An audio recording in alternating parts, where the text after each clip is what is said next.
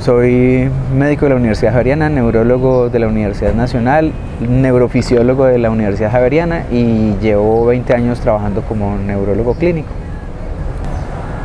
La plasticidad hace referencia a qué tan inamovibles o no pueden ser las conexiones neuronales. De manera que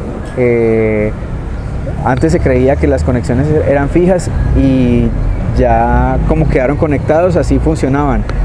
Y el proceso, se creía inicialmente que el proceso de desarrollo embrionario consistía en una casi conexión total entre las neuronas, casi que todas con casi todas, todas con todas. O sea, una conexión muy densa. Realmente no son todas con todas, sino dentro de los mismos circuitos, una casi full conexión. Y a medida que iba creciendo el niño, se iban desconectando las que no se utilizaban. Y hasta que llegaba un punto en que se desconectaron la mayoría y quedaron ciertas conexiones fijas, y lo que se logró conectar es con lo que esa persona iba a vivir toda la vida y no había más chance. Pues resulta que no es tan así. Las conexiones no son tan fijas, se pueden, a pesar de ya haber pasado la etapa de neurodesarrollo, de haber pasado los 15, 16, 20 años de edad, más adelante una persona de 50 años puede seguir haciendo nuevas conexiones. Y solo que es más difícil. De ahí el dicho que decía que el loro viejo no aprende a hablar. Pues eso se rebatió realmente. Como alguna vez decía Rodolfo Ginás, el loro viejo no es que no aprenda a hablar porque no puede, sino porque no quiere o no le interesa ya, tiene otros intereses. Entonces la plasticidad, el concepto de plasticidad neuronal nos abre el interés por el aprendizaje más allá de la mejor época que tiene el cerebro en la vida para aprender. O sea, puede tener 70, 80 años y hay potencial para aprender nuevas cosas. Bueno, el principal mecanismo es que si es algo emocionalmente agradable, va a lograr capturar la atención. Y como experimentan todos los profesores, la capacidad de aprendizaje está determinada por el tiempo que dure la atención del alumno. Si está atento, va a ver, si está atento por 5 minutos, esos fueron los 5 minutos que aprendió.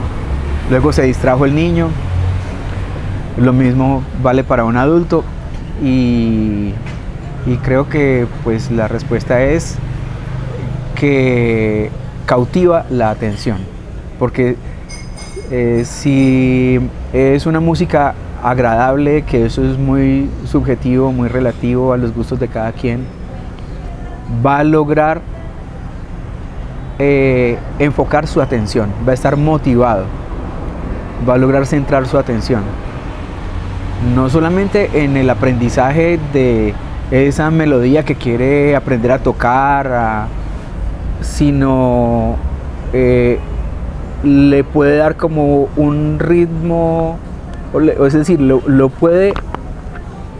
A ver, entonces, organicémoslo de esta manera. No solo sirve para motivar la atención para aprender un instrumento, sino también para aprender otras habilidades. Habilidades como de lectura, así la música que esté oyendo no tenga relación con la lectura que está haciendo. He tenido pacientes que me cuentan que se logran enfocar para leer un libro de una biografía. Tengo un paciente la semana pasada me contaba que se leyó la biografía de Juan Guillermo Cuadrado oyendo música electrónica, tum, tum, tum, cuando la mayoría de la gente usa esa música para brincar, no para estar quieto leyendo. Entonces es muy llamativo, pero pues ese era un hombre joven con todo el furor hormonal de la edad, y ese es el ritmo al que tal vez resuenan sus circuitos cerebrales y logra enfocar la atención. Entonces creo que la música lo que logra es enfocar la atención para poder ajustar los tiempos de aprendizaje. Ahora, si lo que se va a aprender es algo motor, como tocar un instrumento, pues la relación es más directa entre lo sensorial de escuchar la música y la ejecución, si está tratando de ejecutarlo simultáneamente con una pista o algo así, o algunas otras cosas motrices repetitivas, como por ejemplo el running o movimientos que son muy rítmicos y repetitivos, son cíclicos, los deportes cíclicos como el running, la natación, los que hacen remo, los que montan bicicleta, el pedaleo, todos esos son movimientos cíclicos que se repite el ciclo muchas veces en un minuto. Si esa persona sigue ese ritmo, está enfocado en la música, llevándole ritmo a la música, y le permite ejecutar y no atrasarse en los tiempos de la zancada en el running, de la brazada en natación, o del ciclo de pedaleo en la bicicleta. Sí, y mucho más que habría que hablar de la danza o de la rumbaterapia, habría mucho más. Sería más obvio, creo que para todos es muy obvio la conexión que habría con una clase de rumba. Con lo otro no me parece tan obvio, pero existe. Tanto es así que en las competencias profesionales no está permitido oír música. Se considera doping tecnológico. Entonces no lo permiten. ¿Cómo será? Eso es como un turbo. Y si es percusión, el ritmo de la percusión puede funcionar como un doping químico.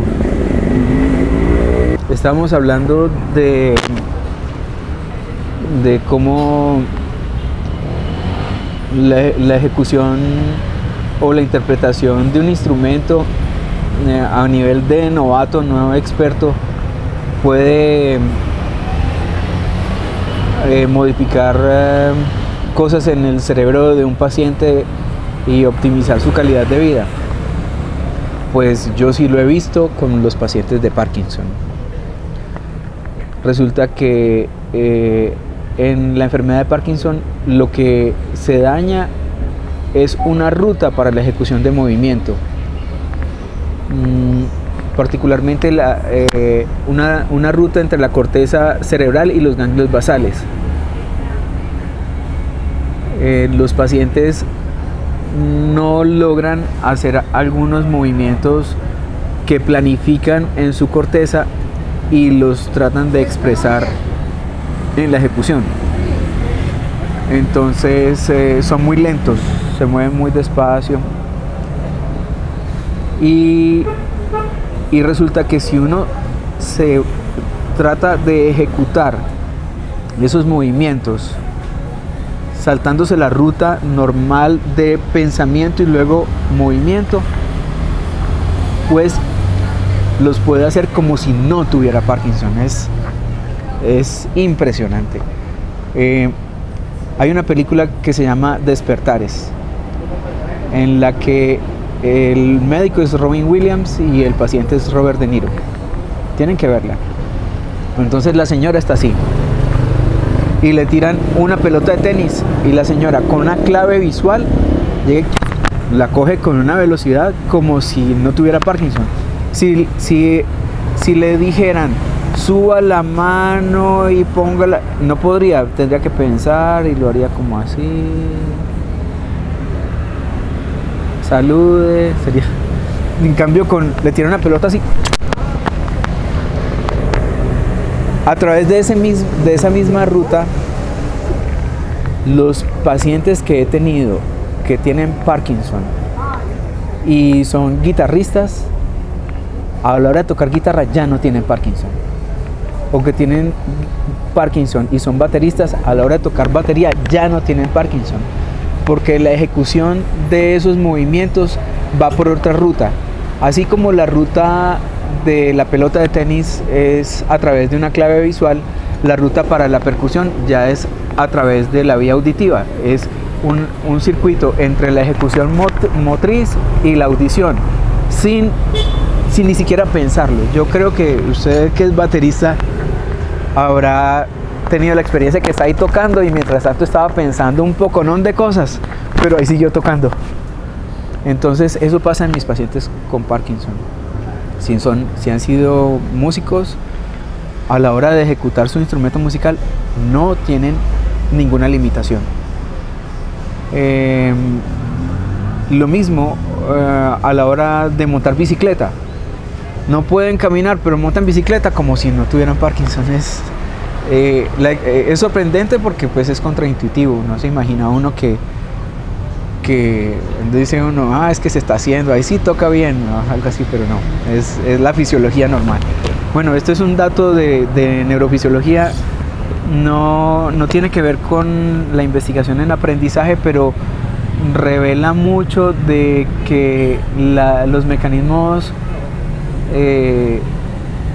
neuronales, por ejemplo, para la ejecución de un instrumento, tienen unas vías muy complejas. Bueno, la pregunta es que si un paciente que no ha sido músico puede aprender un ritmo. Yo creo que sí. Yo creo que una vez aprendido lo puede ejecutar. Seguramente aprenderá un ritmo muy sencillo, pero si insiste en aprender ese ritmo, luego lo podrá ejecutar por la misma ruta, saltándose los ganglios basales, como el paciente que fue experto. Lo que pasa es que la complejidad del ritmo que va a ejecutar va a ser muy básica, pero sí le dará mucha gratificación el poder oír que le sale bien el ritmo que quiso ejecutar, porque hay un monitoreo continuo del cerebro entre lo que se planea hacer y lo que finalmente se ejecuta. Si las dos cosas coinciden, hay una descarga de dopamina y una satisfacción que pues es irreemplazable. En el caso de enfermedad de Parkinson, pues precisamente la dopamina está deficiente, pero por ejemplo en Alzheimer seguramente seguirá ahí. Si le enseñan a alguien con Alzheimer un ritmo, luego lo podrá ejecutar y lo podrá disfrutar. Creo que la única diferencia será el grado de complejidad, pero el disfrute y el aprendizaje puede ser muy similar.